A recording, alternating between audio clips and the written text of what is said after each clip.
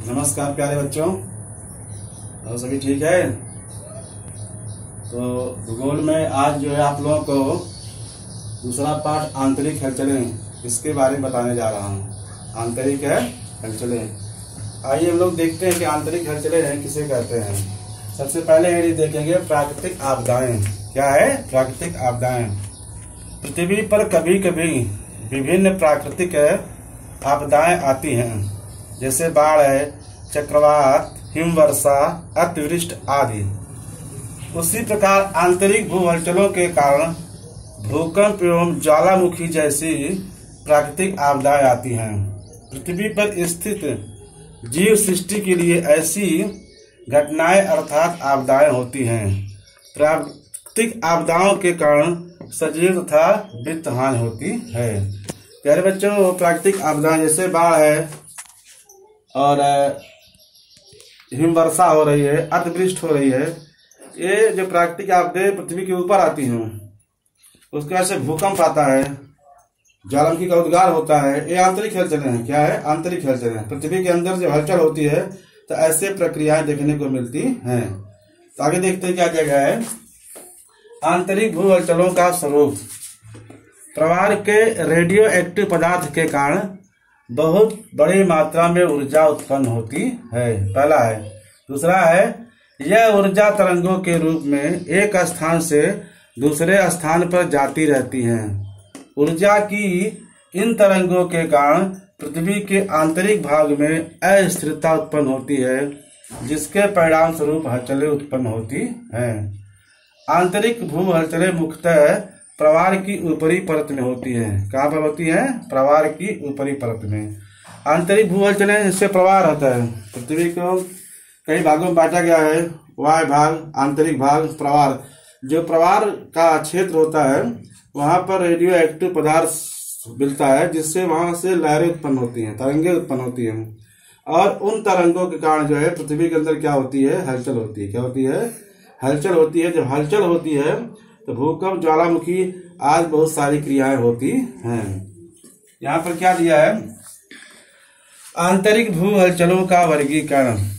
आंतरिक भू हलचलों का गति, दिशा और भूरूपों के आधार पर वर्गीकरण किया जाता है। पहला है गति पर आधारित भू हलचलें। इसमें दो आता है, मंद भू हलचलें और द्रुत भू हलचलें। मंद माने क्या होता है? धीमी गति से हलचलें। द्रुत माने तेज भू हलचलें। दूसरा है दिशा पर आधारित भू हलचलें। क्षैतिज समांतर भू हलचलें, उर्ध्वगामी भू हलचलें तथा अधोगामी भू हलचलें। क्षैतिज समांतर जो समान हलचल होती है।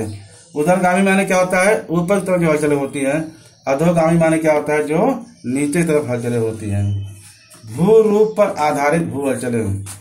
इसमें पहला पॉइंट दिया है कि महाद्वीपीय भू हलचलें तथा पर्वत युक्त भू हलचलें। ये जो है आंतरिक भू हलचलों का वर्गीकरण किया गया है। इसमें दो बताया गया है, द्रुत गति और मंद गति। मंद गति भू हलचलें क्या है? द्रुत गति भू हलचलें क्या होते हैं? तरंगे एक दूसरे की तरफ जब चलती हैं, मंद भू हलचलें क्या दिखते हैं? मंद भू हलचलें। मंद भू हलचलों के परिणाम स्वरूप भूपटल पर पर्वत और महाद्वीप का निर्माण होता है। पर्वत निर्मित करने वाली हलचलें जो मंद भू हलचलें होती हैं। मंद भू हलचलों के परिणाम स्वरूप क्या होता है?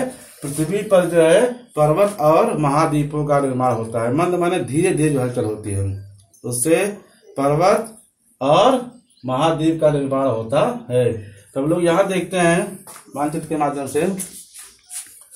देखिए, परिणाम, दबाव, तनाव। भू हलचलें और उनके परिणाम क्या होते हैं?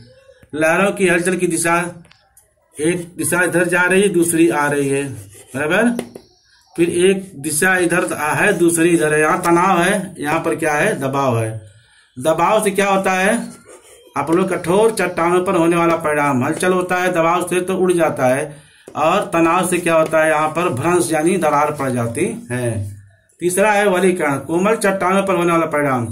जब कोमल चट्टानों पर ऐसा प्रक्रिया होगी तो वहां पर क्या बनेगा? दबाव। दबाव बनने के बाद क्या होता है? वलीकरण। वलीकरण माने क्या होता है? मोड़। यहाँ पर क्या पड़ जाता है?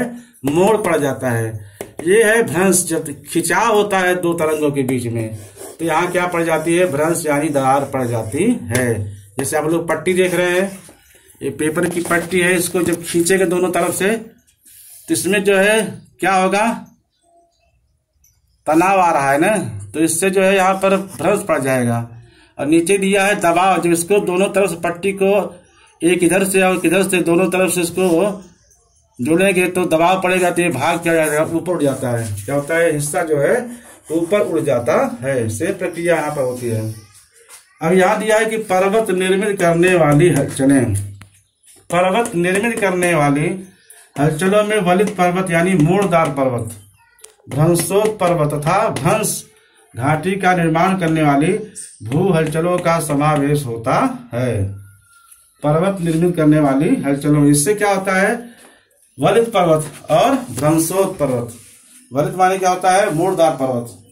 भ्रंशोत माने क्या होता है, जिसमें भ्रंश यानी दरार हो, क्या हो, दरार पड़ती हो। ऐसे जो है भ्रंशोत पर्वत तथा भ्रंश घाटी का निर्माण होता है इन भू हलचलों के कारण। अब पहला देखते हैं वलित पर्वत, मोड़दार पर्वत। आंतरिक भू हलचलों के कारण क्षैतिज समांतर और एक दूसरे की ओर विपरीत दिशा में जाने वाली ऊर्जा तरंगे उत्पन्न होती हैं और ये तरंगे मृत चट्टानों की परतों पर दबाव डालती हैं। इन वलयों के कारण पृष्ठभाग ऊपर उठ जाता है और वलित पर्वत का निर्माण होता है, जैसे हिमालय, अरावली, राकी, इंडीज और आल्प्स पर्वत। हम देखते हैं जैसे यहाँ पर दिया है कि वलित पर्वत यानी मोड़दार पर्वत। कैसे पर्वत है, मोड़दार पर्वत। एक बार फिर समझिए आप लोग। आंतरिक भू हलचलों के कारण क्षैतिज समांतर और एक दूसरे की ओर विपरीत दिशा में जाने वाली ऊर्जा तरंगे उत्पन्न होती हैं। ये तरंगे मृदु चट्टानों की परतों पर दबाव डालती है। इन वलयों के कारण पृष्ठभाग ऊपर उठ जाता है और वलित पर्वत का निर्माण होता है, जैसे हिमालय, अरावली, राकी और एंडीज आल्प्स पर्वत। जैसे यहाँ पर दिया गया फिगर देखिए, जब विपरीत एक दूसरे की तरफ आ रही है, यहाँ पर जब दबाव पड़ेगा तो हिस्सा ऊपर की तरफ उड़ जाता है, यहाँ पर मोड़ पड़ जाता है। इसको क्या कहते हैं, मोड़दार पर्वत। क्या बोलते हैं उसको, मोड़दार पर्वत। हिमालय विश्व का बड़ा पर्वत है, वह हमारे देश में है, एशिया महाद्वीप में है, तो सबसे बड़ा पर्वत है हिमालय, जो मोड़दार पर्वत है।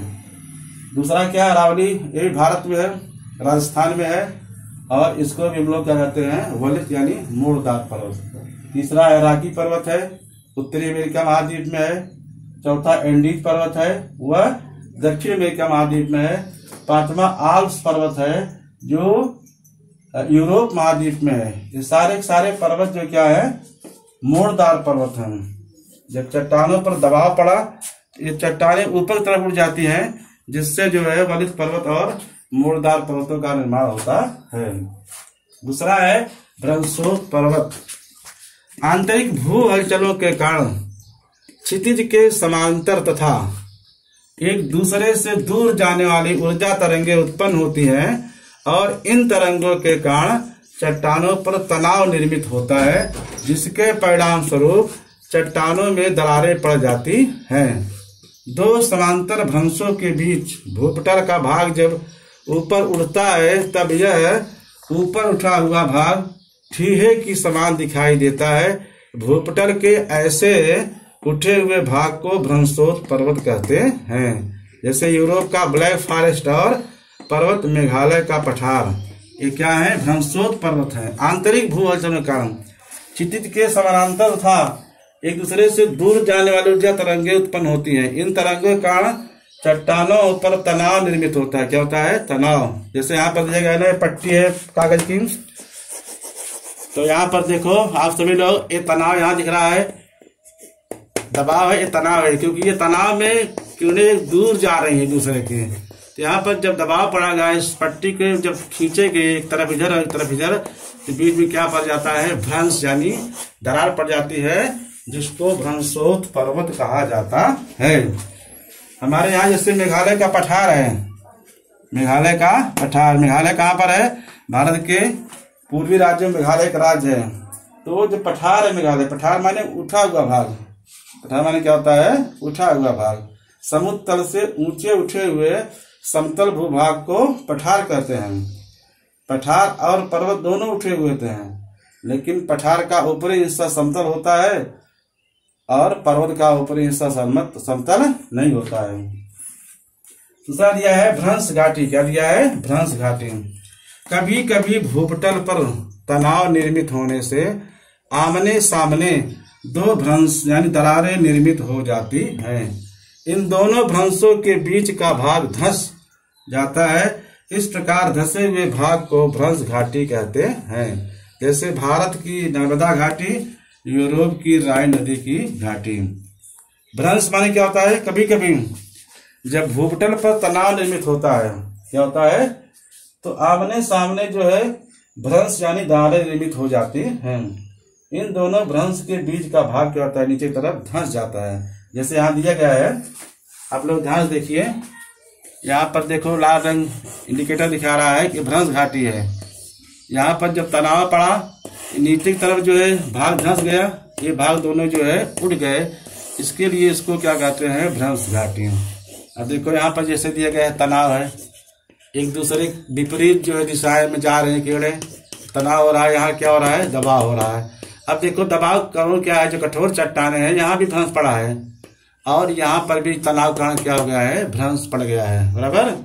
इसके लिए जो है यहाँ पर जब लोग देखते हैं तो ये भ्रंश घाटी दिखाई दे रही है। यहाँ माने धंस गया हिस्सा, हिस्सा क्या हो गया है? धंस गया है, जिसको भ्रंश घाटी कहा जाता है। जैसे यहाँ पर दिया है, कभी कभी भूपटल पर तनाव निर्मित होने से आमने सामने दो भ्रंश यानी दरारें निर्मित हो जाते हैं।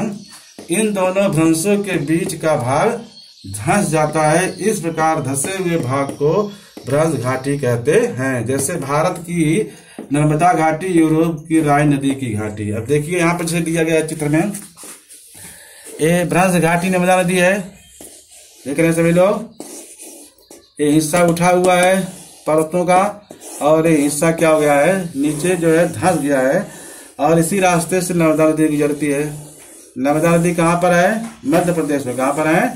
मध्य प्रदेश में बहती है और मध्य प्रदेश से निकल करके नर्मदा नदी जो है जा करके जो है अपना अरब सागर मिलती है। तो ये भ्रंश घाटी का एक उदाहरण दिया गया है। नर्मदा नदी मध्य प्रदेश हम लोग जब जाएंगे, भेड़ा घाट नामक स्थान है, वहां पर ऐसी सीन दिखाई देती है। ये हमारी क्या है? भ्रंश घाटी है। क्या है? भ्रंश घाटी है। तो इसके पहले हम लोग देखें कि मंद भूअंचल माने मंद भूअंचल से क्या क्या होता है। मंद भूअंचल से पर्वत और महाद्वीप का निर्माण होता है। बराबर। पर्वत निर्मित करने वाली हलचलें, एक बार फिर देखते हैं कि पर्वत निर्मित करने वाली हलचलों में वलित पर्वत यानी मोड़दार पर्वत, भ्रंशोत्थ पर्वत तथा भ्रंश घाटी का निर्माण करने वाली भू हलचलों का समावेश होता है। यानी इससे क्या होता है कि जो मंद हलचल है उससे पर्वत और महाद्वीप बनते हैं। पर्वत और महाद्वीप निर्माण होता है। इससे 7 महाद्वीप हैं हमारे देश में। कितने महाद्वीप हैं? 7 महाद्वीप कुल हैं। आप सभी लोग जानते हैं, एशिया महाद्वीप, यूरोप महाद्वीप, अफ्रीका महाद्वीप, उत्तरी अमेरिका महाद्वीप, दक्षिण अमेरिका महाद्वीप, बराबर, और अंटार्कटिका महाद्वीप, तो ऑस्ट्रेलिया महाद्वीप। 7 महाद्वीप हैं जो जिनका निर्माण जो है मंद भू हलचलों के परिणाम स्वरूप हुआ है। उसके बाद जो बलित पर्वत होता है, मोड़दार पर्वत, जब आंतरिक हलचलों के कारण क्षैतिज समांतर और एक दूसरे की ओर विपरीत दिशा में जाने वाली ऊर्जा तरंगे उत्पन्न होती हैं, तो ये तरंगे मृदु चट्टाने की परतों पर दबाव डालती है और इन वलयों के कारण पृष्ठभाग ऊपर उठ जाता है और बलित पर्वत का निर्माण होता है। जैसे हिमालय, अरावली, रॉकी एंडीज और आल्प्स। ये जो है क्या होता है, जो मृदु चट्टान है यानी मुलायम चट्टान, जब उस पर दबाव पड़ेगा तो वह हिस्सा क्या हो जाता है? ऊपर उठ जाता है। क्या हो जाता है? ऊपर तरफ उठ जाता है, जिससे जो है इन पर्वतों का निर्माण होता है। तो प्यारे बच्चों, यहाँ पर देखिए आज का जो गृह कार्य है, प्राकृतिक आपदाएं किसे कहते हैं, भ्रंश घाटी की परिभाषा लिखो। तो आज ये 2 प्रमुख गृह कार्य दिए गए हैं। कितने कार्य दिए गए हैं? 2 प्रमुख गृह कार्य। पहला क्या है? प्राकृतिक आपदाएं किसे कहते हैं, दूसरा है भ्रंश घाटी की परिभाषा लिखो। तो प्राकृतिक आपदाएं आप लोग पढ़ा दिया गया है कि प्राकृतिक आपदाएं क्या होती है। प्राकृतिक आपदाएं क्या होती हैं? प्राकृतिक आपदा किसे कहते हैं? जैसे बाढ़ है, हिम वर्षा है, अतिवृष्टि है, बहुत अधिक जहाँ वर्षा होती हो तो प्राकृतिक आपदा है। क्या है? प्राकृतिक है आपदा है। उससे वैसे जो ये बाहरी आपदा है, कितना है? पृथ्वी के जो बाहर होता है, पृथ्वी के अंदर जो आपदाएं आती हैं वो क्या होती हैं? भूकंप है, ज्वालामुखी है, ये सब जो है आंतरिक हलचल के कारण जो है होता है, बराबर। और एक क्रिया जब अंदर हलचल होती है, जब परतें जो है खिसकती हैं, चट्टानें दूसरे से जब टकराती हैं, तभी ऐसी क्रियाएं होती हैं। तो आज का जो ये पाठ हमारा है आंतरिक हलचलें, ये जो पहला भाग इसका है, इसको आप लोग बता दिया हो। यहाँ पर एक बार फिर देख लीजिए आप लोग, किस प्रकार यहाँ पर दर्शाया गया है कि परिणाम, दबाव और तनाव, लहरों की हलचलों की दिशा, कठोर चट्टानों पर होने वाला परिणाम और कोमल चट्टानों पर होने वाला परिणाम। अब देखो यहाँ पट्टी दी गई है कागज की, यहाँ पर दबाव है, यहाँ पर तनाव है, बराबर। ये हमारा जो है भ्रंश घाटी है और ये नर्मदा घाटी क्या है? उदाहरण है। तो आज आप लोगों को जो है पहले भाग में इतना बताया गया कि प्राकृतिक आपदाएं किसे कहते हैं, पर्वत निर्मित हलचल क्या है, और पर्वतों से होने वाले कौन कौन सी विशेषताएं हैं, बलित पर्वत, भ्रंशोत पर्वत और भ्रंश घाटी का निर्माण कैसे होता है। आज सभी लोग इतना आप लोग करेंगे। इसके साथ साथ जब फिर मिलेंगे तो इसका अगला भाग फिर मैं वापस पढ़ाऊंगा। लेकिन ध्यान करो आप सभी लोग, घर काम अपना पूरा करिए, नहीं तो स्कूल खुलेगा तो अधिक काम करना पड़ेगा। अभी से दिखाते नहीं आप लोग जो है वर्कलोड कम रहेगा। धन्यवाद।